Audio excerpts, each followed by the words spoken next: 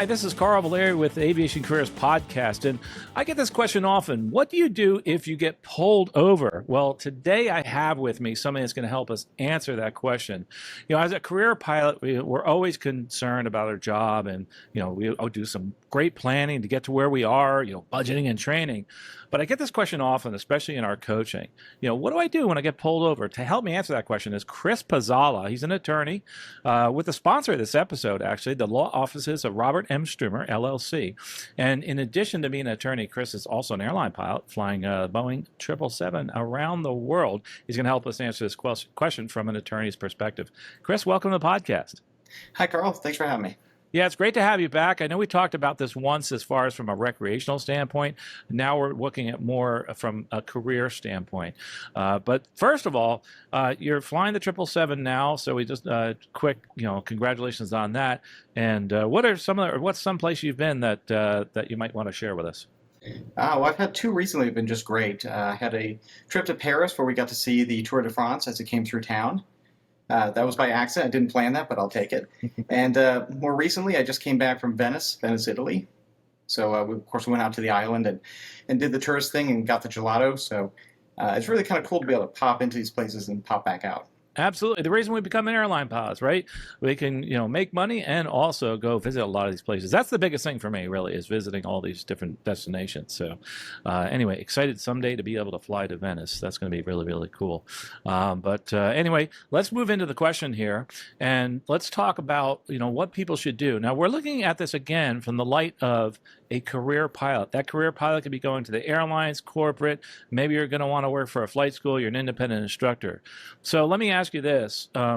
If I'm pulled over, or the person listening is pulled over, and I'm asked to take a sobriety test, what should I do? So this is one of the biggest questions we get at the law firm, of course. If you have a traffic stop and there's a question about the driver's sobriety, should you do the sobriety test and should you do a breathalyzer? And our answer to both of those is yes. Gotcha. We want to go ahead and have you do the test for a couple reasons.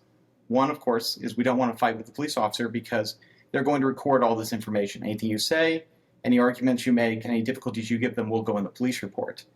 The second reason is because now that your sobriety in this vehicle has come in question, we want to make sure that we have a blood alcohol record. We want the blood alcohol content recorded in some form. The breathalyzer is the most common. A blood test can be a lot more accurate, but that's not usually available roadside. So we want to do our best to go ahead and get that blood alcohol level on the record. Let's circle back to something else you just said. As far as everything you say is being recorded, another thing you really need to do is be careful in how you present yourself. One of the things that I think is always important is, don't argue with them and try to be as professional as possible. What other advice would you give to somebody when you're actually speaking to the officer? When you're speaking with the officer, of course, you want to be polite and professional. You also want to be truthful. These folks spend their careers figuring out when people are lying to them. That's their profession. So there's really no point in lying to a police officer. I can't tell you the number of police reports I've read where a pilot was pulled over and the first thing they did was tell the cop they weren't drinking before the blood alcohol test. And when you read the rest of the report, it's very obvious that wasn't true. We don't really want that in the record. We don't want the courts to see the individuals as somebody who's going to lie to the police officer. So it's better to tell them the truth. If you've been drinking, you can tell them that. And if they need to do a sobriety test, then you should do that as well. So the advice you're giving is, be professional, be courteous, but also always take the breathalyzer test. How about as far as a blood test? Should they also include that, or is that, how often is that done? First of all, I don't even know. The blood test is usually done if there is a refusal on the breath test or if the individual's been arrested and the results are being verified. I like to have as much information as possible. We can't go back in time and record information that we didn't capture. So I want to make sure that if there's an opportunity that we go ahead and take it. So me personally, if I'm pulled over, I want to do all the steps, the sobriety test, the breathalyzer, and of course the blood draw as well. Let's get as much on the record as we can, and then we can fight about it later. And let's just be clear as a disclaimer, this is specific advice for pilots. I know over on the internet there's a million videos out there that talk about what you should do if you get pulled over. We're talking specifically about pilots, correct? That's correct. There are a lot of attorneys who promote the idea of not complying with the officers and not doing the breathalyzer. What I will say is in some very specific jurisdictions in the United States, that strategy can work for some individuals. I will leave that up to the local traffic attorneys. The problem we're going to run into, though, is as a pilot, the FAA is going to take an interest in DUI arrests and DUI charges. And in those instances, we don't want to leave the FAA guessing. So if you're not a pilot, then certainly check with your local attorneys, see what their advice is. But if you're a pilot or you're interested in becoming a pilot, we really need to make sure that you're getting a blood alcohol reading anytime there's a question about your sobriety. So even if you are pleading guilty to this DUI, you admit that you're actually drunk and you're driving, should you still get volunteer for that blood alcohol test? Yes, we definitely want to get the blood alcohol on the record, and we've had a couple cases where the clients have even just gone ahead and offered to take the test, and I think that makes a lot of sense. If there's any question to the level of sobriety, we want to get that on the record. Otherwise, you're going to have a police report that says this individual was intoxicated and no additional information. Matter of fact, a client recently had offered to do that, and unfortunately, the police officer did not have the testing device with them. This one did not involve a car. But I think it's still good that he offered, and we made sure in the documents that we sent the FAA, his statement, we pointed out that he did in fact offer. Absolutely. It's the same as if you're flying the line with an airline, corporate, whatever it may be, and you have a passenger say, hey, I saw you at the bar drinking. Right then and there, you better go ahead and say, hey, let's go get that blood alcohol content. Let's go ahead and get that test done because this could definitely affect your career.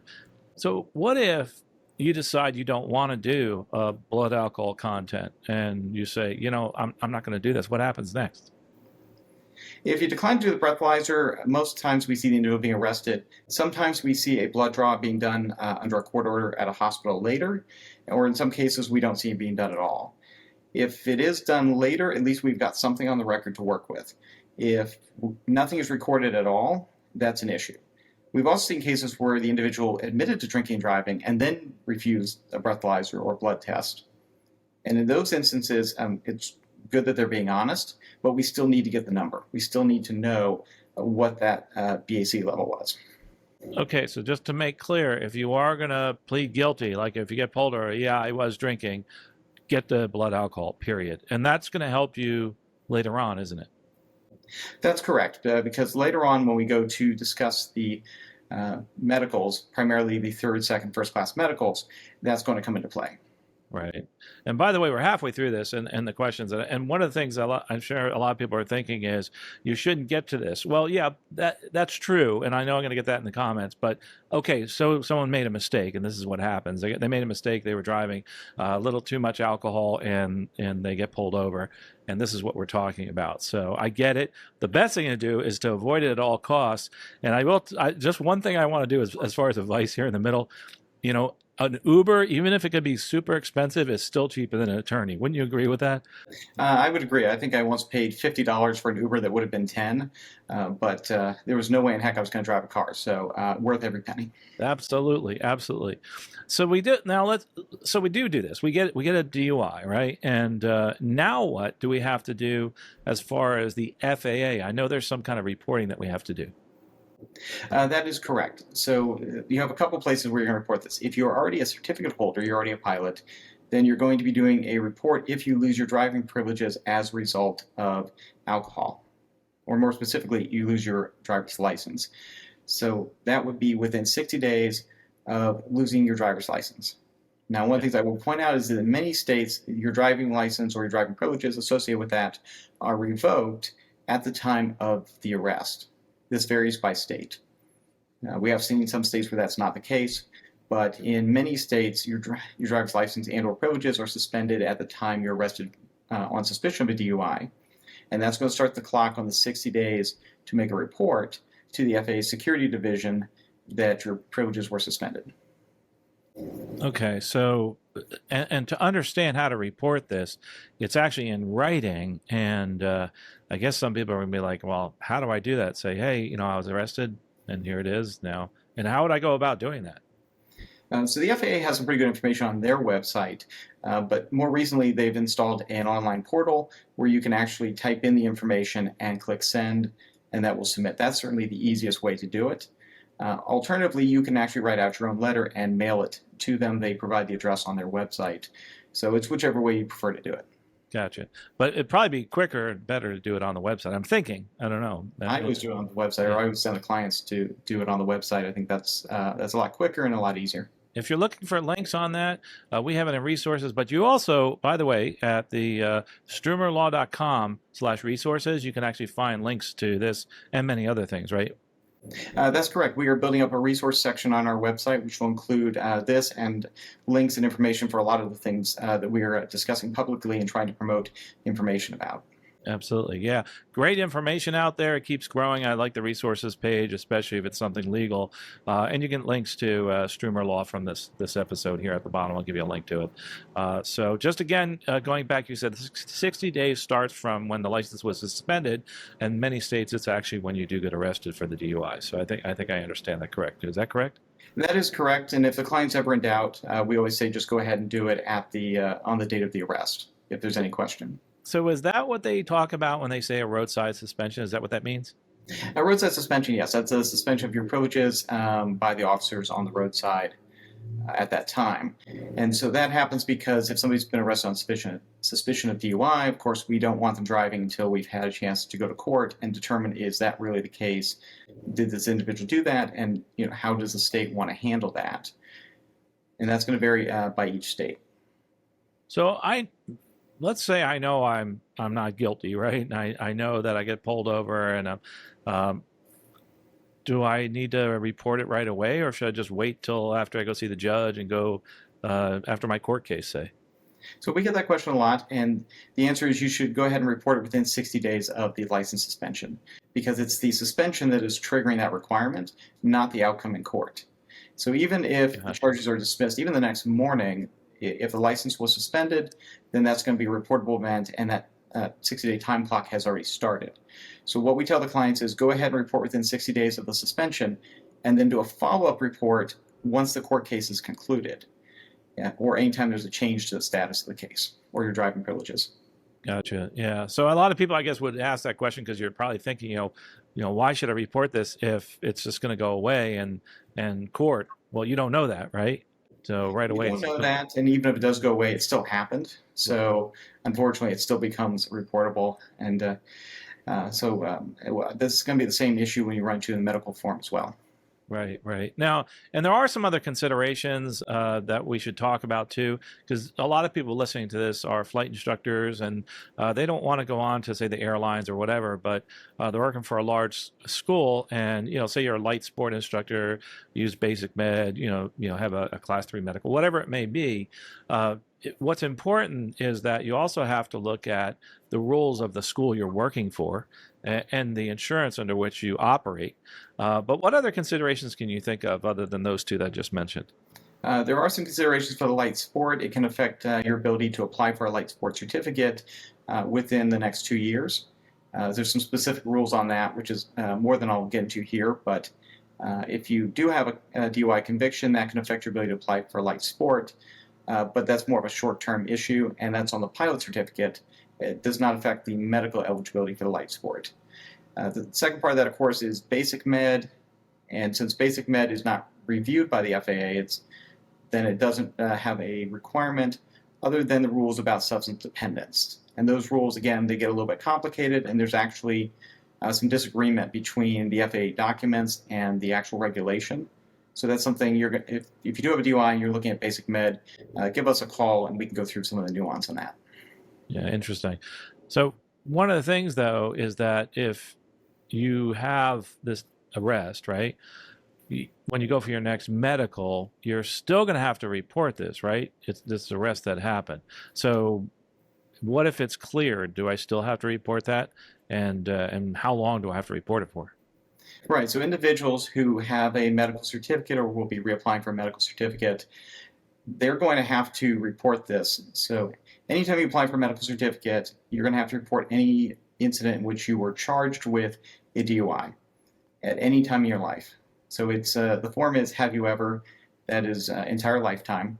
And if you've reported on a previous medical, you still continue to check the box on future medicals, but you'll mark that you previously reported it. If the charges are dropped, or the case is dismissed, it's still reportable, the fact that you were charged. So my example is that you're going through the small town of Mayberry, and you're pulled over by Officer Barney Fife, who is very gung-ho to pull you over, and he thinks you've been drinking, even though you haven't, and he doesn't bother to do any tests, and he places you under arrest. And an hour later, Andy, the sheriff, comes in and goes, "Barney, what have you done? Let these people go." And he apologizes and he lets them go. They've been charged with a DUI. That is now a reportable event. It does not matter how wrong it was. It doesn't matter if the police officer was wrong. It doesn't matter if you weren't drinking. It doesn't matter what the court said. Also, it doesn't matter if it was sealed, if it was expunged, if it was dismissed, if there was a deferral. It doesn't matter what the judge said. If you were charged with a DUI, you now have a reportable event on the medical. And that's forever, right? You have to report that. And that is forever. There's no time frame. I had one once where a client didn't tell me about a DUI that was 10 years old, and he goes, "Well, I thought that was in the past." I'm like, "Yes, but the way the form's written, it's all in the past." Yes. Have you ever? Have you ever? Have you ever? That's the one asking, will you in the future have a DUI? Yeah, exactly. Have you ever had? Yeah, and that's true of most things on the medical. We're not going to go into that too much, but just have you ever, and make sure you check those. And by the way, a couple things about that. If you do make a mistake, it's fixable. We talked about that in another episode, and you can actually have that fix that. Say you make a mistake that you didn't check it, you can actually fix that. Correct? That is correct. There is a way to amend a medical application. Obviously, you want to try to get it right the first time, but if you've made a mistake and you realize it, you can go back and correct that by notifying the aviation medical certification. But if you're going to correct it, you need to do it before the FAA finds out on their own. If they find out through another source that there's an error in your medical, that can affect not only your medical, but all your pilot certificates. So if you find that error, you want to get ahead of that and be the one to report that. And most importantly, it's not the end of your career. If you do get pulled over, you do get a DUI, I work with people all the time through our career coaching. Go to aviationcareerspodcast.com/coaching and help people navigate this for many, many years afterwards. You know, you've worked with an attorney like Strumer Law, and now you got to figure out, how do I present this at my next interview so I can get hired at the next and the next and the next job? And that's what we do here. And there's many people that we help, people in our mentorship program that we have, and also in our one-on-one coaching, where they have had a DUI, and we've been able to help them navigate and successfully get to their career goal, whatever that's airlines or corporate or whatever. But what's most important is to use tools, and the tools are out there, and especially from our sponsor here, Strumer Law. There are a lot of really good tools on their website, strumerlaw.com, and that actually has the thing called the resources page, which you can click on, or just go to strumerlaw.com/resources, and they can actually help you with a lot of different things out there, and it's constantly building. And I do like the resource, by the way. I was checking it out, Chris, so that's absolutely terrific. Anything else you want to say? What do you do if you're pulled over by a police officer and they're accusing you of having you're driving drunk? Well, I think the key things to remember, in addition, of course, being polite, go ahead and follow their instructions. If they ask for a breathalyzer, go ahead and do that. And don't add a whole lot of additional information. We've had a few clients who have started claiming that they had medical conditions or other things. Well, those things weren't true, but now the FAA or medical division is going to read this report and have more questions. So don't create more questions. Be direct, be polite, be honest. Do the test, and if they need to place you under arrest, let them do it, and we'll sort it out in the morning. Yeah, absolutely. Stay humble. Tell them what happened, and just don't get yourself in trouble. Just comply, that kind of thing. As a matter of fact, that's actually part of our book of the month, and that's Ego is the Enemy. That's right here. Ego is the Enemy. And if you get a chance, check out our recommended reading. I've been doing a book of the month to help you with your career and your life. A lot of stuff that's out there in our reading list is stuff like this, and it's technical, but also I want something that can help you both in your career and also your personal life. So Ego is the Enemy. It does teach us that sometimes we have to keep our ego at bay, and how it'll help us in our career and also in our personal life. Chris, it's been wonderful having you on. I appreciate this. Hopefully you'll come back on. We'll talk about something just as fun and interesting. I don't know if it's fun. It's always fun talking to you, but as far as getting a DUI, that's never fun. But it's also great to know that you have somebody that you can turn to, and it isn't the end of your career. Thanks again, Chris. Thank you for having me, Carl. And if you're someone that's actually looking down this and saying, oh my gosh, I got pulled over, I have a DUI, what do I need to do? Check out the show notes. We have links to Strumer Law, and make sure that you take a calm look at this and realize that this is not the end of your career, that you can continually move forward and get past this. And with the help of a good attorney and with the help of a good career coach and your friends and your family, you can make it past that. But the most important thing that you can do for me is make sure you take one step every single day to move forward in your career and your life. And you'll get to that career goal faster than you think. Well, safe flying. We'll talk to you in the next episode.